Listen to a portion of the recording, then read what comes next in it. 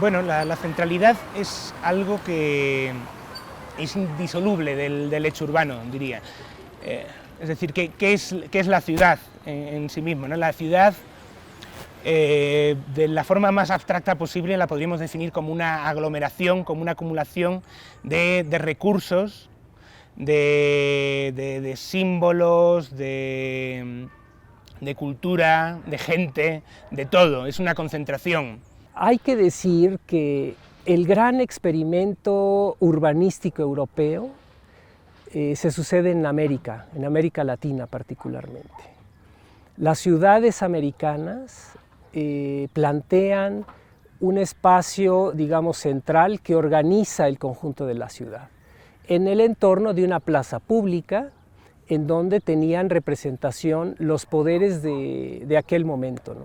Está representado el poder de la iglesia con la catedral o el templo, está representado el poder político a partir del edificio del ayuntamiento, está representado el poder económico a través de los portales y claro, la plaza era el lugar del intercambio de los bienes y ahí los comerciantes pues hacían sus negocios. Bueno, comentaba yo que el tema de la centralidad en el origen de la ciudad, digamos, colonial en el país y en Latinoamérica surge de estas ordenanzas de Felipe II que organizan las ciudades en función de la unión de los poderes eclesiales, el poder público, el espacio de convivencia, el espacio religioso. Y entonces en este entorno se va planteando una organización espacial que parte de ciertas manzanas, calles con dimensiones, etcétera, y a la que se le irán agregando al paso del tiempo barrios, primero, digamos, de los beneficiarios de estas ciudades, la fundación de esta ciudad, que son los españoles, y los barrios indígenas que estaban al servicio de la ciudad. Desde entonces bastante inequitativo porque, claro, la ciudad central que estaba dedicada a los españoles pues tenía todos los beneficios que la propia ciudad ofrecía y los barrios eran habitados por distintos grupos de indígenas traídos de otras regiones del país, no de la región donde estaba siendo fundada la ciudad, para que trabajaran en la construcción de la ciudad y al servicio de la ciudad. Entonces ya teníamos allí una organización espacial, una organización que además representaba la estructura de la sociedad, o sea, una sociedad española, conquistadora, colonizadora, y una sociedad que estaba siendo esclavizada por esta sociedad, digamos, que controlaba el conjunto del territorio y todos los recursos. Y entonces la ciudad de Puebla se fue configurando como un espacio, digo, paradójico, de negaciones, de exclusiones, de la producción de una élite dura, afirmada en una identidad dura, excluyente, y la negación de los otros diversos que fueron conformando las primeras periferias en los barrios, por ejemplo, en los arrabales, y cada vez más en las coronas periféricas y en su relación con los pueblos, etc. Después de eso vienen algunos cambios, algunas transformaciones, particularmente después del siglo XIX, o sea, la independencia en México pues no fue algo fácil ni rápido. Si bien sabemos que más o menos se termina la guerra en 1821, pues el resto del siglo XIX fue bastante penoso, ¿no? Invasiones, pestes, guerras internas, que deterioraron bastante la ciudad y que su estructura, su organización se mantuvo así hasta los últimos años del siglo XIX, que justamente es cuando las grandes transformaciones llegaron por la innovación tecnológica. La llegada del ferrocarril, que es importantísima porque primero estructura el territorio. Recordemos que antes eran caminos coloniales por donde se movían la gente, los productos, etc. Y la llegada del ferrocarril fue verdaderamente una innovación que llega a la ciudad y prestigia a la ciudad. Una ciudad que tenía estación de ferrocarril era una ciudad moderna, era una ciudad con tecnología. Ahora a lo mejor nos podemos reír de ello, ¿no? Pero era muy importante.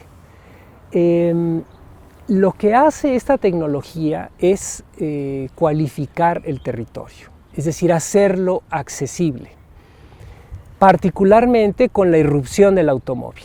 Si bien el ferrocarril fue importante para la reorganización del territorio, el automóvil fue verdaderamente trastocar la relación entre el territorio y la ciudad. Con el automóvil la posibilidad se hace de que cada individuo pudiera acceder a distintos puntos del territorio, claro, con un proyecto carretero y un proyecto de pavimentación de calles y de caminos que justamente reorganizan el concepto de ciudad. Entonces, una ciudad compacta, compleja, que heredamos hasta finales del siglo XIX, empieza a cambiar y se transforma en una ciudad desagregada, se empieza a especializar ciertas funciones, ¿no? Bueno, la centralidad es algo que es indisoluble del hecho urbano, diría. En ese sentido, la primera forma espacial que surge a nivel más general, que surge de la ciudad, es la polarización centro-periferia. Desde el momento en que surge la ciudad, implica la ciudad como un centro con respecto a una periferia, a otros espacios circundantes, a un hinterland rural, y en su crecimiento es la concentración, la aglomeración de recursos, de concentración de plusvalía en términos marxistas, de plustrabajo, de recursos, de simbolismos, de representaciones del poder dentro de áreas concretas que generan por eliminación una periferia que no implica esa concentración. Bueno, la centralidad es un concepto urbanístico que de varios autores, digamos, ha venido definiéndose poco a poco, ¿no? Yo entiendo por centralidad un espacio, un lugar en donde convergen distintos equipamientos. Quiero decir por equipamiento, por ejemplo, escuelas, espacios para el consumo, lugares de trabajo, espacios para la salud, espacios públicos, es decir, es un conjunto diverso de servicios que la ciudad ofrece y que entonces la gente acude a ellos, por eso es el concepto de centralidad, para satisfacer ciertas necesidades. ¿Qué otra característica de la centralidad es su accesibilidad? Si un lugar con estas características no es accesible, o sea, no puedo llegar yo a él para justamente satisfacer estas necesidades, pues no es una centralidad. Y una tercera característica de la centralidad es que la sociedad lo reconoce como tal, lo identifica como un espacio central.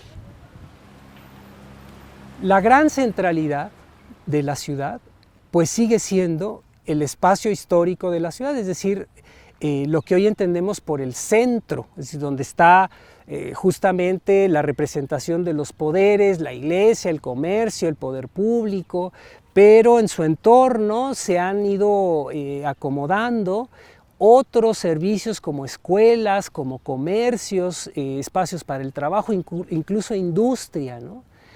Y entonces el gran espacio central de la ciudad es ese, la centralidad de ese lugar que nos invita de manera cotidiana a satisfacer distintas necesidades o ir a atender distintos asuntos que la ciudad nos convoca.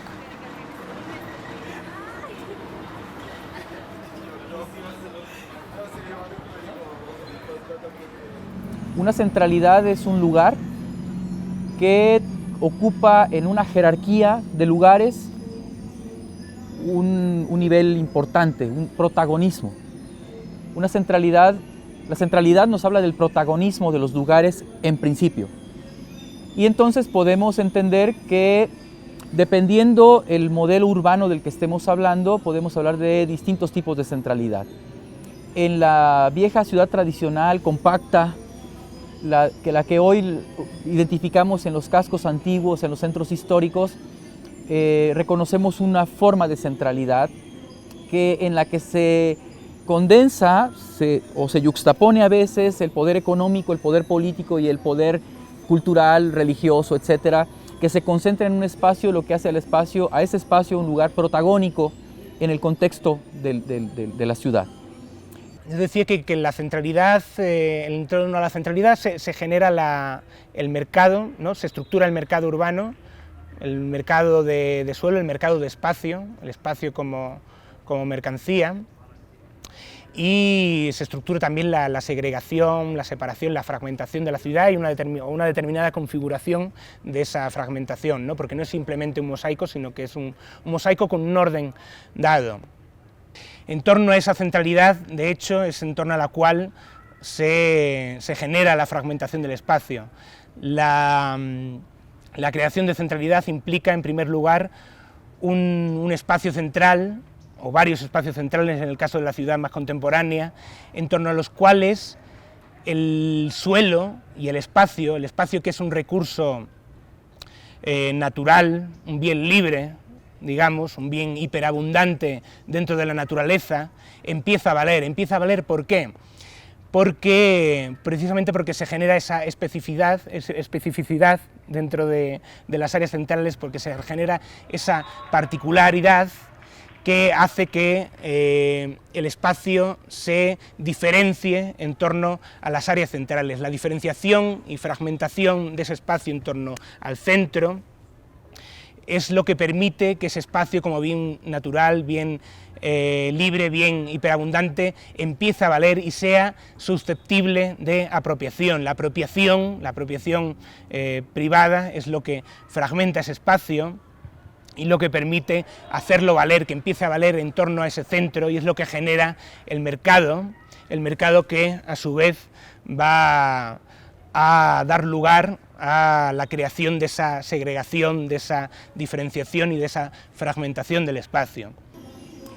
Cada vez más la ciudad se vuelve una ciudad difusa, crece, ya no en esa mancha de aceite como ocurría con la ciudad industrial, ¿no? Que crecía en una periferia, en una corona periférica, sino que va produciéndose asaltos e incorporando múltiples espacios, otros municipios, en fin, formando el espacio metropolitano, por ejemplo, que hace más compleja la jerarquía de centralidades, de los lugares.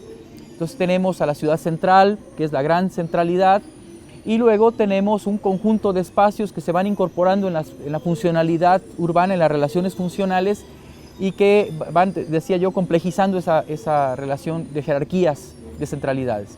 Entonces la ciudad empieza a sumar estos espacios para la habitación, y más adelante espacios para la industria, y más adelante espacios, de tal manera que hoy tenemos un modelo de ciudad que se extiende y se dispersa sobre el territorio.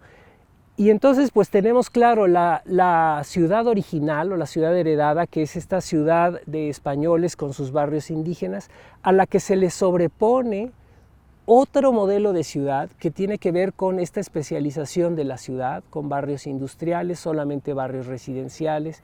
Y hoy por hoy a ese segundo modelo se le sobrepone una ciudad que se extiende sobre el territorio, que ya no es más esta ciudad compacta, sino es una ciudad que se extiende.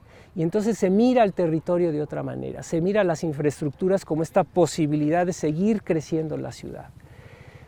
Y bueno, pues eso es lo que hoy miramos, ¿no? Esta ciudad extensa, dispersa, que parecería que no tiene plan más que ese, justamente, es seguirse extendiendo y dispersando.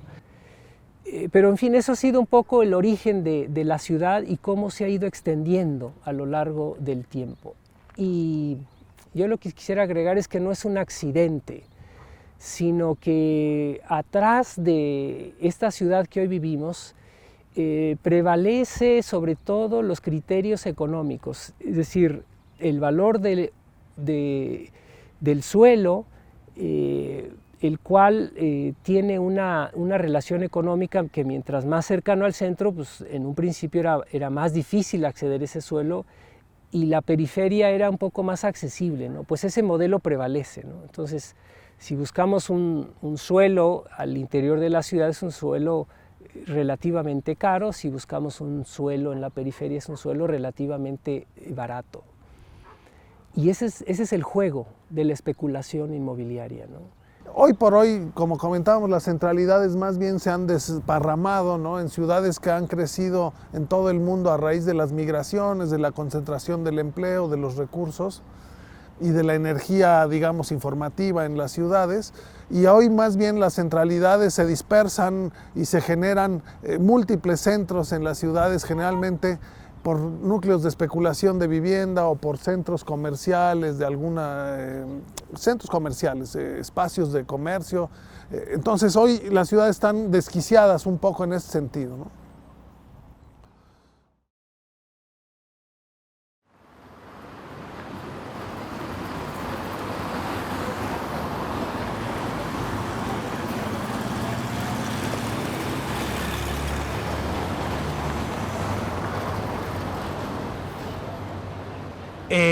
Y la centralidad funciona así desde el origen de la ciudad y sigue funcionando exactamente igual.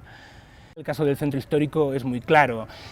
Se habla de recuperar el centro histórico, de recuperar los espacios públicos, sobre todo porque la intervención se centra mucho en los espacios públicos para la colectividad, pero realmente implica también desplazar una parte de los usos y una parte de los usuarios que en las últimas décadas han poblado y han caracterizado esos espacios. La eliminación de la prostitución, de los niños de la calle, de los mendigos, de la gente, digamos, con un carácter más o menos jóvenes, de clase popular agresiva, que de alguna manera incomodan o impiden otra serie de usos. Y el fomento de unos usos que tienden a la privatización y que tienden a dirigirse a unos sujetos y a unos perfiles muy concretos. Por lo tanto, no hay heterogeneidad ahí, no hay heterogeneidad de uso, no hay heterogeneidad de usuarios, sino que se intenta crear un espacio público con unos usuarios y con unos usos muy concretos, muy definidos. Los cambios en la estructura socioespacial de la ciudad podemos interpretarlos durante el siglo XX en gran medida como cambios, desplazamientos o crecimientos de esa centralidad. Esa centralidad ha ido desplazándose, creando nuevos espacios de representación, permitiendo estrategias especulativas con el suelo, con la creación de nuevos barrios, pues desde los ensanches al suroeste de la ciudad, los primeros ensanches, barrios burgueses al sureste de la ciudad, nuevos espacios de representación del poder político y del poder económico y nuevos hábitats para las clases privilegiadas de la ciudad, buscando siempre, bueno, pues una valorización objetiva del espacio, unos beneficios materiales que se traducen en equipamientos colectivos, mejores viviendas adaptadas a las reglas del hábitat y del urbanismo moderno, abandonando espacios obsoletos y difíciles de adaptar en ese tránsito, en ese desplazamiento de la centralidad. Pues estos cambios en la centralidad, una de las consecuencias más graves de alguna manera que tienen, y en torno a la que he estado dando vueltas anteriormente, es el desplazamiento. Es decir, la creación de nueva centralidad, tal como yo la he estudiado, o tal como la he visto estudiarla a otros autores, siempre implica cierto grado de desplazamiento simbólico, hablan algunos, desplazamiento físico, desplazamiento residencial, desplazamiento de usos y de usuarios. En el momento en el que la centralidad se desplaza o la centralidad crece o ciertos espacios pasan a ser centrales, hay que pensar que previamente tenían otras funciones, otros usos y otros usuarios que no encajan dentro de esa centralidad porque precisamente son usos que estructuralmente son usos y usuarios que estructuralmente son periféricos y que de alguna manera implica esas transformaciones en esos barrios, implica desplazarlos. Este desplazamiento implica desarticular comunidades, implica desarticular formas de vida y en muchos casos se vende como una solución de determinados problemas que, por estar en áreas geográficamente centrales o potencialmente centrales, pero no centrales a nivel estructural realmente, a nivel socioeconómico, tenían una gran visibilidad. Entonces, este desplazamiento implica la desarticulación de estas realidades. Se vende como muchas veces se vende como una intervención sobre problemáticas sociales, pero en mi opinión generalmente no se actúa sobre estas problemáticas sociales, sino que lo que se hace es desplazarlas hacia otros lugares. Y en muchos casos acrecentar los problemas tanto de los usuarios o de las personas que desarrollan determinadas actividades o de los residentes, como empeorar los problemas en otras zonas de la ciudad. Estamos en el barrio de San Antonio, geográficamente en 28 Poniente y 3 Norte. Hay una situación que marca mucho al barrio, el hecho de que en los años 50 se asienta aquí en Puebla la primera zona de tolerancia y definitivamente es acá en el barrio donde la tenemos. Entonces, pues ustedes se pueden imaginar, padrotes, sexoservidoras. Sí, definitivamente en el barrio de San Antonio hasta la fecha todavía arrastramos un estigma, ¿verdad? Tenemos etiquetas de rateros, delincuentes, asesinos, violadores, y no es nada que se escape de la realidad ni nada que no sea cierto. Digo, sinceramente da pena decirlo, es con mucha vergüenza lo que yo estoy hablando, pero es la realidad de mi barrio. Y entonces arrastramos amigos que su banda se dedicaba a violar gente, ¿verdad? Su banda se dedicaba a asaltar bancos, su banda se dedicaba a vender droga. Y todo ello nosotros lo vivimos aquí en el barrio, porque gozábamos de cierta tolerancia, ¿verdad? De que la policía no se mete con nosotros. ¿Por qué? Porque le servimos a cierta gente que está inmiscuida en el gobierno, ¿no? ¿Por qué? Porque de nosotros sacaban los conocidos grupos de choque. A eso se dedicó durante tantos años la juventud del barrio de San Antonio.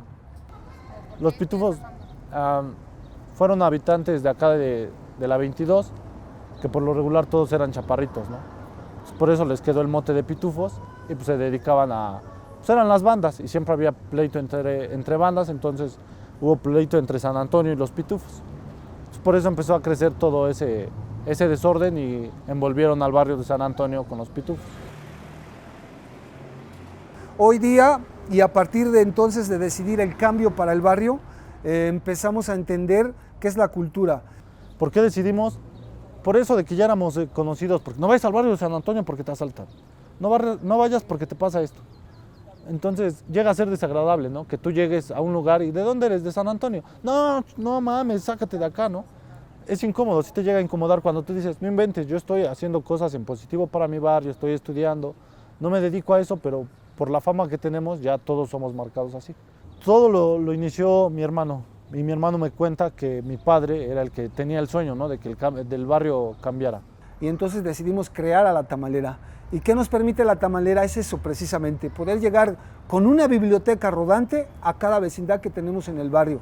Hoy a través de la lectura, a través del cine, a través del fútbol, nosotros hemos generado mucho acercamiento con las demás bandas de los diferentes barrios.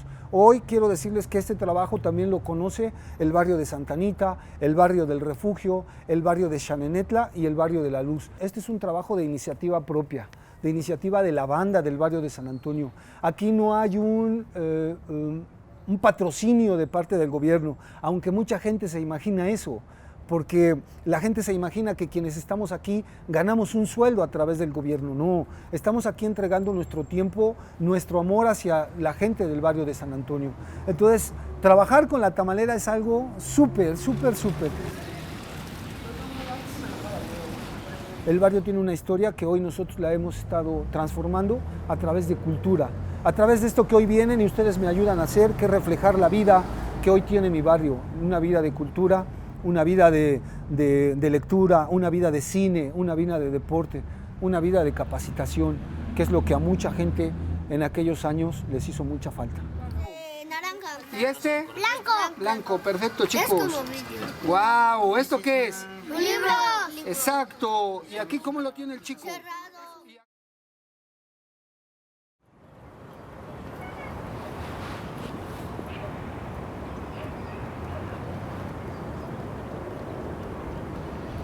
Por otra parte, las nuevas centralidades han ido también respondiendo a esta idea de la ciudad extensa y dispersa. Entonces no son centralidades compactas, sino son centralidades de carácter metropolitano.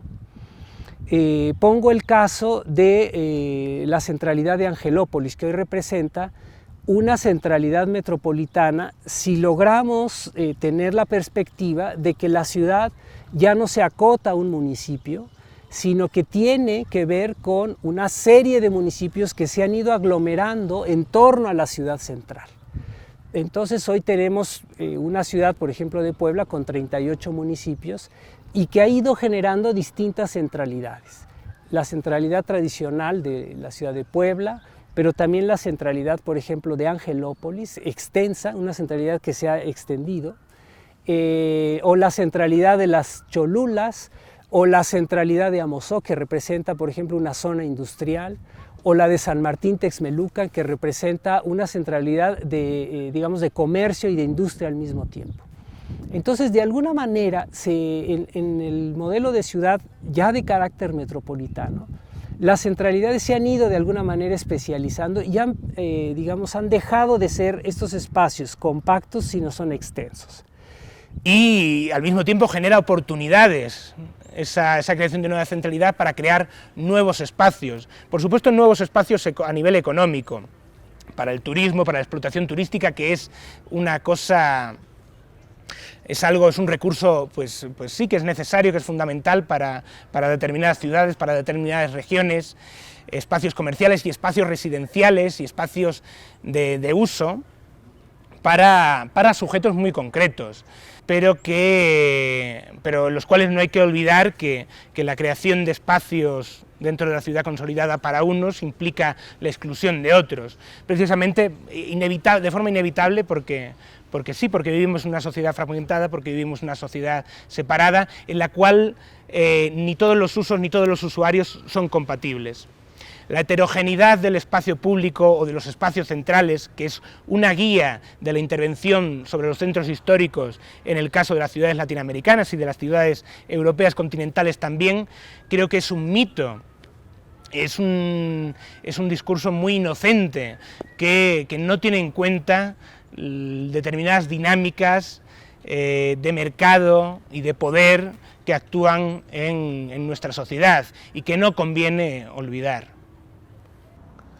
Bueno, en principio la centralidad lo que pretendía era aglutinar o tener un sentido múltiple para la comunidad. Era un lugar donde se concentraban los poderes y también los espacios de convivencia, el espacio de apertura religiosa que convocaba a la comunidad de algún modo.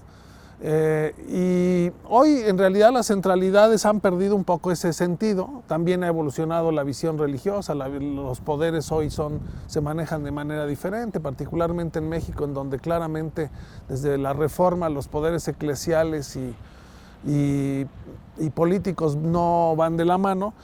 Entonces hoy lo que en realidad hace la centralidad son espacios múltiples, dispersos en la ciudad, con intentos de centralidades, como poner todas unas oficinas, como ahora es el CIS, por ejemplo, que montan todo un conjunto de oficinas en torno a Angelópolis, tratando de crear una especie de centralidad de servicios públicos, política, pero que tampoco tiene la fuerza que tenían en otro momento las centralidades. Entonces, yo creo que hoy las centralidades tendrían que volver a ser núcleos comunitarios, dispersos tal vez en muchos puntos de la ciudad, pero con un sentido de convivencialidad, de aglutinamiento geográfico, de manejo de recursos, de participación social, y podría recuperarse una vitalidad de centralidades dispersas, articuladas en una gran ciudad.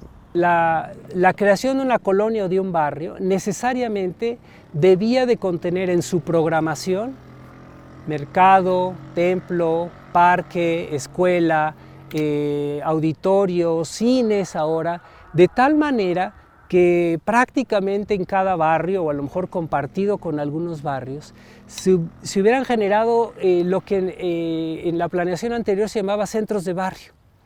Los centros de barrio son eso, son equipamientos para atender a la población inmediata de tal manera que se hiciera sustentable la vida de esa colonia.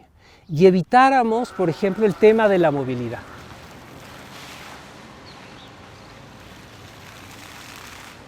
Regreso un poco a lo que ha venido ocurriendo. Se han ido generando otras centralidades en el momento en la que la ciudad se expande y se dispersa. Pero la mayor parte de estas centralidades ya tiene otras características que no es la de la centralidad tradicional. Y una de ellas puede ser la especialización funcional. Entonces hay espacios centrales dedicados únicamente al consumo, y en una sociedad de consumo, pues entonces ya accesible e identificable por justamente esta idea del consumo, entonces ese espacio se vuelve una centralidad. Estas centralidades van teniendo ciertos límites, no son fácilmente accesibles, y por otro lado, no todo el mundo las identifica como tales. Si preguntáramos a la mayoría de la población que vive en la zona metropolitana de Puebla, yo estoy seguro que la centralidad de Angelópolis no es para todo el mundo la centralidad que para otras clases sociales sí se identifica como tal. En cambio, la centralidad tradicional, la mayoría de la población sí la identifica como tal, digamos, atendiendo a estas tres características generales que he señalado.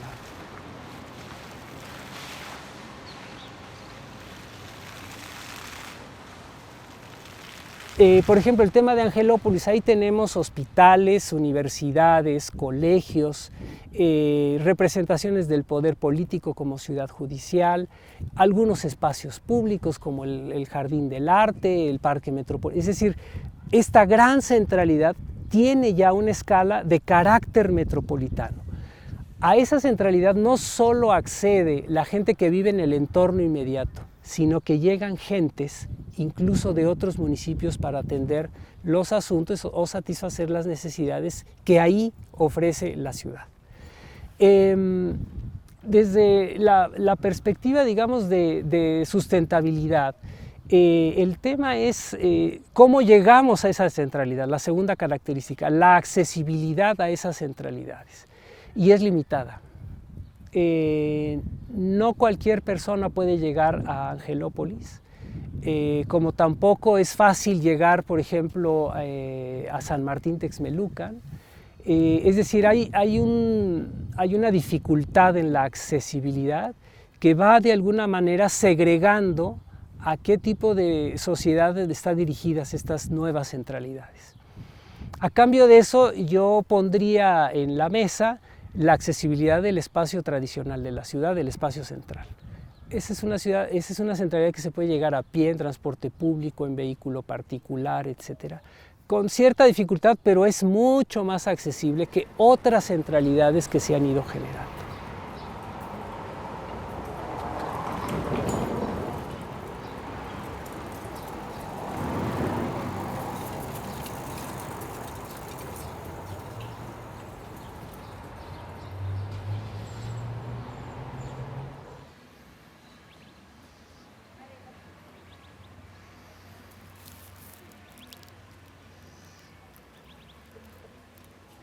Cada vez más las ciudades crecen en sus periferias y las periferias se convierten en el lugar que está definiendo la nueva ciudad. Una ciudad que desde el discurso oficial se restringe a lo que la Carta Urbana nos propone o a los centros históricos cada vez más degradados o a ciertas periferias formales donde están los sectores de renta alta, de altos ingresos, encerrados ellos con miedo a lo público. Y entonces se van produciendo estos espacios a través de una apropiación, que es una decisión y un deseo, pues, ¿no?, de la gente. En esa apropiación la gente invierte esfuerzo físico, invierte recursos propios, pero invierte sueños, invierte ideales. Y entonces esta ciudad periférica, la ciudad de los pobres, vista como marginal desde el poder público, vista como marginal desde la formalidad económica, se convierte en un lugar de centralidad para quienes la producen. Es la forma en que se está produciendo la ciudad, no solamente en México, sino en América Latina y tal vez en muchas otras partes del mundo. Una ciudad que es un reclamo a esta otra ciudad formal, que es una denuncia pero que también es una propuesta, en el sentido de que quienes producen este espacio nos proponen que hay múltiples formas de conquistar el derecho, múltiples formas de ser alguien, y que eso es un derecho fundamental, pues, ¿no? Para el habitante, la ciudad es una promesa. Es una promesa de acceso a posibilidades de educación, a posibilidades de salud. Es decir, la ciudad promete tener acceso a los satisfactores básicos de cualquier persona. Eso es lo que promete, ¿no? Promete la posibilidad de que tengamos acceso a la información, acceso a relaciones sociales, promete a la idea de tener espacios en convivencia, nos promete estar juntos. Es decir, eso es lo que ofrece la ciudad, o debería de ofrecer la ciudad. Por distintas razones, la ciudad no ha sido, digamos, equitativa, pero no como objeto, sino como gestión. Es decir, el modo en que se administra la ciudad, pues es el punto en donde deja de ser equitativa y deja de ofrecer a todos los que en ella habitan, los que en ella confían su promesa, justamente el cumplimiento de lo que la ciudad ofrece. Pero hay otro concepto de centralidad que me parece todavía mucho más importante, que es el de la centralidad de las personas. ¿Qué lugar ocupamos cada uno de nosotros en la jerarquía de la sociedad? En esa estructura que en las sociedades capitalistas es necesariamente jerárquica y desigual. La centralidad supondría el lugar que cada quien ocupa. ¿Qué tanto uno es alguien? ¿Y qué tanto es un alguien significante? ¿Qué tanto importa? Y lo que vemos es que así como la ciudad contemporánea se complejiza en términos de crear diferentes formas de centralidad, diferentes centralidades jerárquicamente vinculadas, tenemos también en el lugar de las personas, que debería ser el mismo como ciudadanos, en realidad nos pone en lugares diferenciados, tanto como incluidos en el espacio del ser urbano, como excluidos, que nos ubica en el espacio del no ser, el ser nadie en la ciudad. Desde la perspectiva social, pues también la ciudad nos muestra cómo las sociedades se han ido organizando en el trayecto del tiempo, ¿no? Las relaciones de poder o con el poder, la clasificación de las sociedades, la podemos entender a partir de la organización de los barrios, de las colonias, de los sectores que se han ido agregando al conjunto de la ciudad. Entonces también podemos hacer un análisis sociológico de la ciudad a partir de la organización de sus espacios y desde luego a partir de la concentración de los grupos que componen la ciudad, ¿no? Decir ciudadanía y decir que la ciudadanía no se puede restringir a aquello que la formalidad institucional define, supone entender que los sujetos, que las personas que vivimos y producimos la ciudad, vamos conquistando de múltiples formas esos derechos de ciudadanía. Y esto puede ocurrir dentro de los cauces que la formalidad urbana definen, pero cada vez más se produce de las maneras más informales, libertarias tal vez, que implican que la ciudad también es un espacio de conquista. Es decir, la ciudad se conquista, el derecho a la ciudad se conquista. Espacios como en el que nos encontramos nos hablan de eso, del deseo de ser ciudadanos, del deseo de tener un lugar, del deseo de ser alguien frente a la negación que nos niega ser alguien, lo que implica múltiples formas de organización, de encuentro para conquistar el espacio que por derecho es de uno. Entonces, frente a esta idea que estereotipa los lugares de la periferia y de la marginalidad, los sujetos que viven y producen esa periferia y esa marginalidad construyen centralidad. Y tendríamos que verlos también. y tendríamos que reconocernos no como la no ciudad, no como la patología urbana, sino como esta otra manera de producir conflictivamente, a veces violentamente, la posibilidad del acceso al derecho, algo que es un derecho. Vivir en la ciudad es un derecho.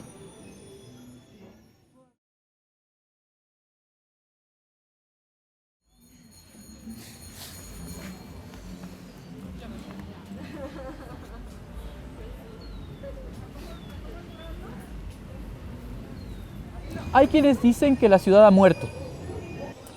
Yo digo que de continuar con la trayectoria que tenemos, con las tendencias que hoy día observamos, pareciera ser que sí, que podemos afirmar la muerte de las ciudades.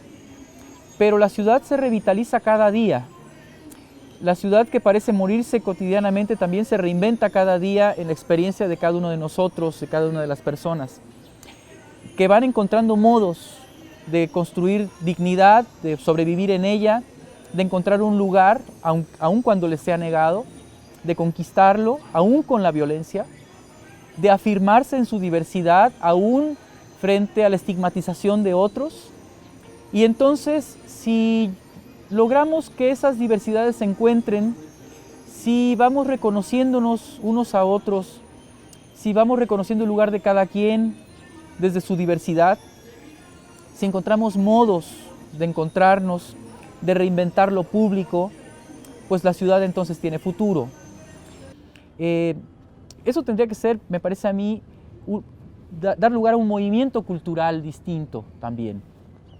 Tal vez las grandes transformaciones contemporáneas no se van a orientar solo ni principalmente al campo de lo político, en términos de la formalidad político, la toma del poder del Estado, ni tal vez se expresen fundamentalmente en reivindicaciones económicas. Tendríamos que avanzar a producir reivindicaciones también culturales. La equidad de género, es decir, el reconocimiento de mujeres y hombres y su dignidad particular, que es al final la misma, aún en su diversidad. El reconocimiento de los jóvenes como un sujeto público, como un sujeto social, y no solamente en un grupo etario, es decir, reconocer sus aspiraciones, sus modos de expresión, sus proyectos, reconocer a los niños, reconocer a los viejos en sociedades que se están envejeciendo, que nos estamos envejeciendo y que son nuestra realidad hoy y son también un proyecto de futuro, ¿no? Y entonces, si la ciudad va a tener esperanza, creo yo solo se puede tenerla a partir de la construcción de reconocimientos recíprocos, de reconocimientos colectivos, que no aspiren a homogeneizar, sino que celebren, como dice Boaventura de Sousa, la diversidad que constituye a la sociedad y que nos alegremos por ella, que rompamos los estereotipos, que no son más que espejos en los que nos vemos a nosotros mismos y a partir de ese mirarnos a nosotros mismos, en nuestra propia identidad, calificar a los otros, ¿no? Los hombres nos miramos en el espejo de nuestra supuesta masculinidad y calificamos a la mujer y le asignamos un lugar. Y viceversa probablemente. Y los viejos a los jóvenes, etc. Y no nos damos el tiempo para reconocer que hay otras posibilidades. Entonces, si el espejo sirve para mirarse en él, tal vez la disposición cultural que deberíamos producir, que puede ser esperanzadora, es que debemos aprender a tallar el espejo para descubrir el cristal que está debajo y entender que el espejo es para mirarse y el cristal es para romperse y para atravesarse. Solo si nos atrevemos a bruñir ese espejo y descubrir el cristal, es decir, si nos atrevemos a mirar con la transparencia que requiere la mirada para comprender la realidad, tal vez podemos ir al encuentro del otro para reconocerlo y para conocerlo.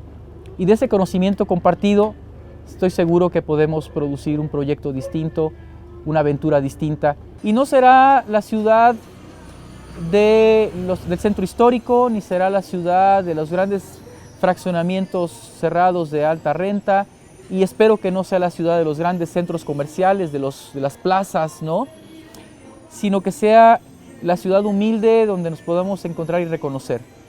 Si logramos eso, si vamos trabajando por ello, podemos hablar de que la ciudad, otra ciudad, una ciudad que igual ni siquiera imaginamos hoy día, que parece lejana, pueda ser una realidad, ¿no?